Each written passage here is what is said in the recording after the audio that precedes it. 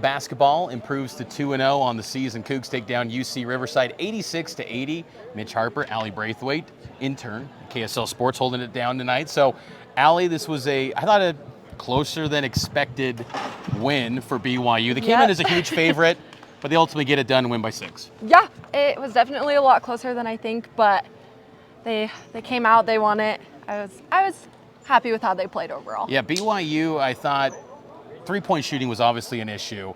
BYU ends up tonight only 6 of 22 from 3.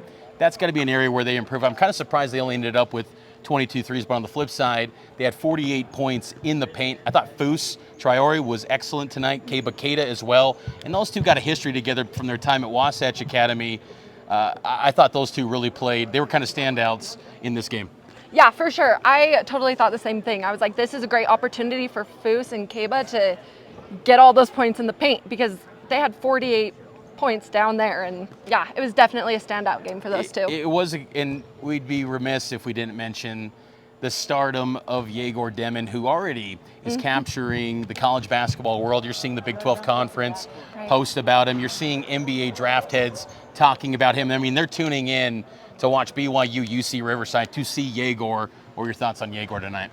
Yeah, it's only been 2 games, and I'm already so impressed. All of his assists, and he's not greedy.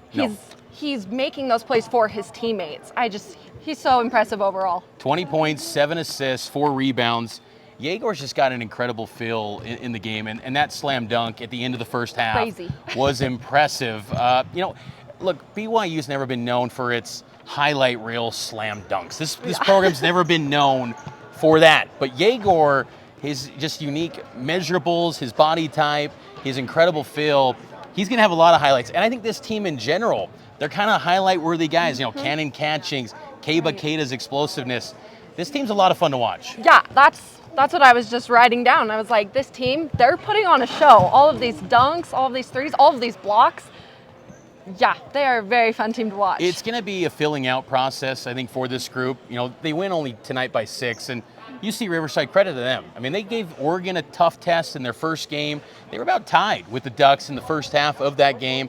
Oregon kind of pulled away. They got some McDonald's All-Americans at Oregon, but UC Riverside had some shot makers. They got one of the best guard lines in the Big West Conference, but, and I think this is just kind of what to expect when you're talking about a young basketball team. Yegor, Catchings, they're the leaders of this team right now. And I thought it was interesting in the postgame, Coach Kevin Young acknowledged Dallin Hall is BYU's starting point guard, and him being out, he's a steadying force for this team. I thought that was noteworthy too, because it's been a little bit easy to sometimes forget Dallin because he's been out, and Yegor's been such a star, but when he does come back, this team is only going to get better. Right, yeah, I'm excited to see how Yegor and Dallin, they gel together, because, yeah, right now they're in that gelling process, but hopefully by the time they're in Big 12 play, they're all ready to go. BYU 2-0, like I said. They'll be back in action next Wednesday. They'll take on Queens. There's a BYU connection there.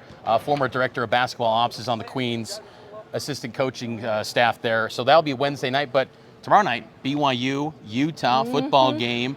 I asked Kevin Young if he's going to be excited for that. He said his kids are really excited for that football game. They've really jumped all in to this BYU football team. A quick thought, we'll be at Roland Hall tomorrow, noon to 3 on Cougar Sports Saturday. Cougs get it done in football against the Utes? 100%. I think they do. It'll probably be close, but like I said on Cougar Tracks, I feel like BYU's got a chance to put the hammer down on Utah, but ultimately, if you want to have a special season, you got to take down Utah, and that's what's in front of BYU football. Again, you can check out all of our coverage. Allie had a byline, myself, on KSLSports.com, the KSL Sports app, and tune in tomorrow. KSL News Radio will be holding it down, getting you ready for BYU and Utah on the legacy home of the Cougars.